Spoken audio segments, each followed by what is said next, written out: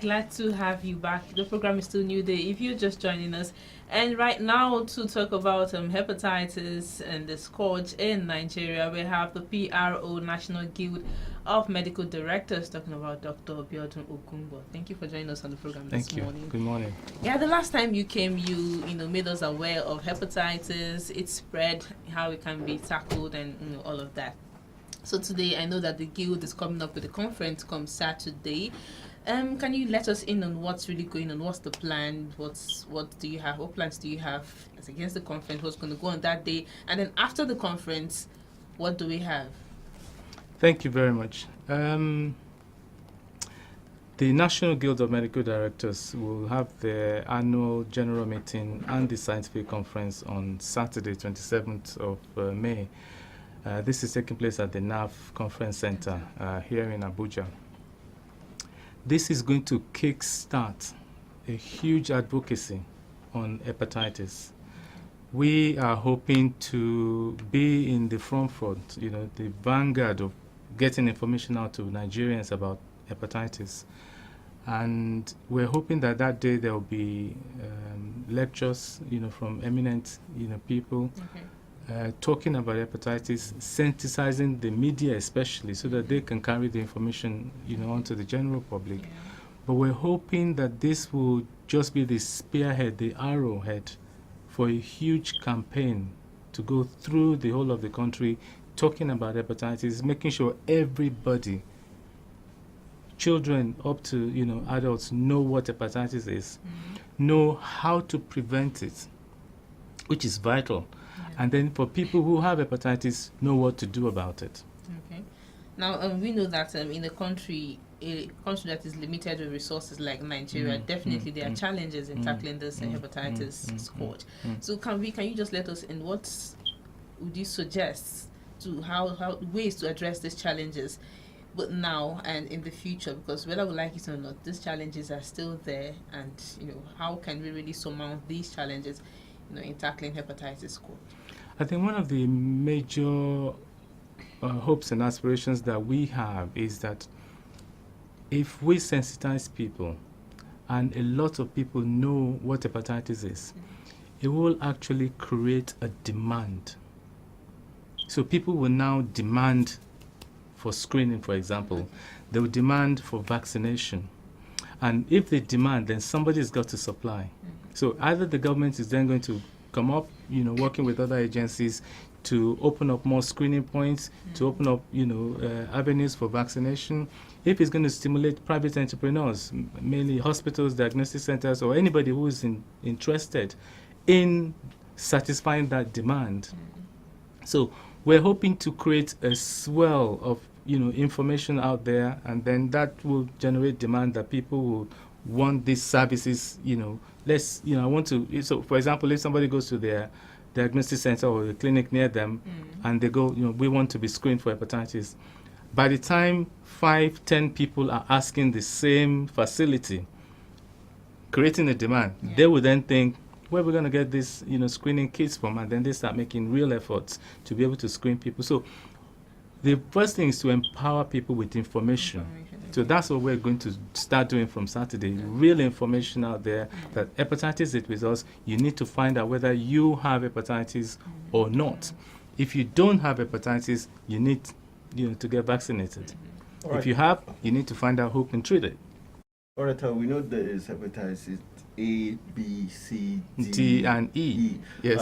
Looking at the fact, one of the rules says if you don't have B, you can have D, right? So how can people, be able to, know the right thing to do? Because some of them is through blood, some through contaminated food. Can you really break it down according so that it's easier for the layman to spot it?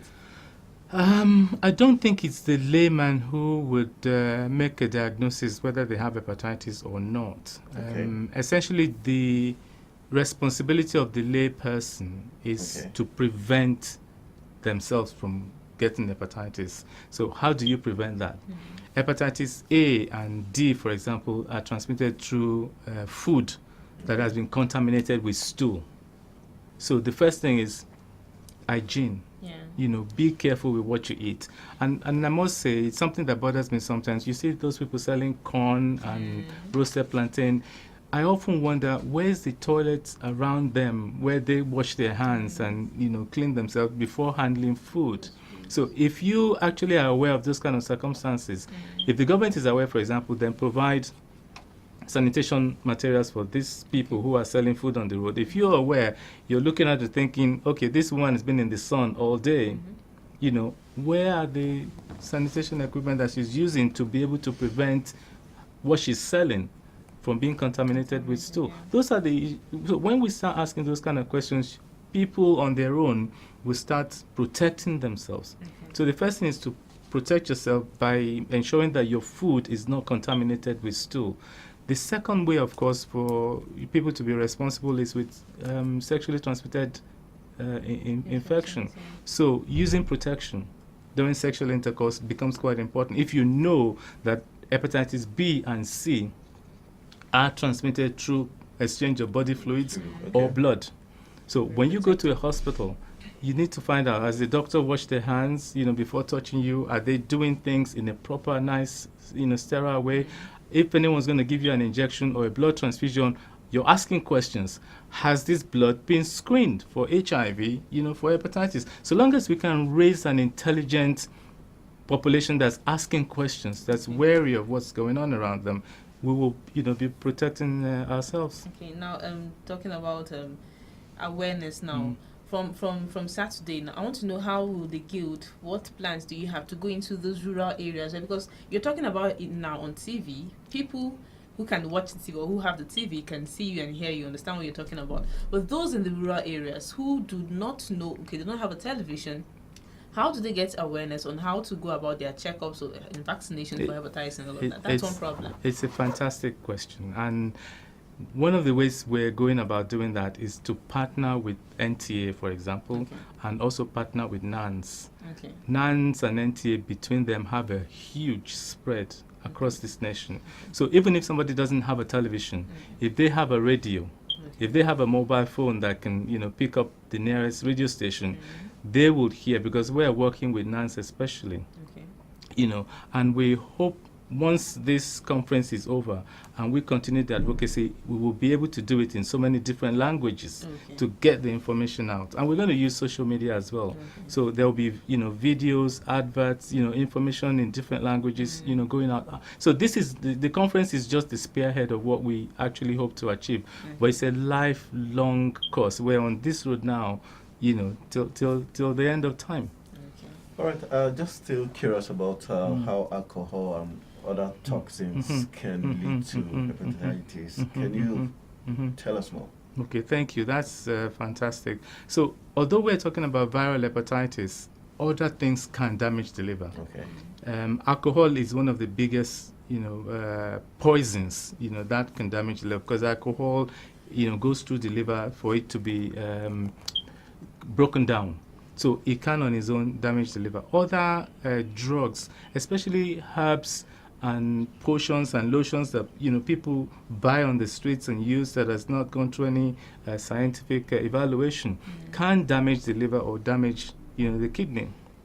So we do have to be very, very careful what we ingest, either orally or by injection, because most of these drugs or materials that we take into our body either go through the liver or go through the kidney. So those are the 2 point areas where they can cause harm. So people do need to be careful.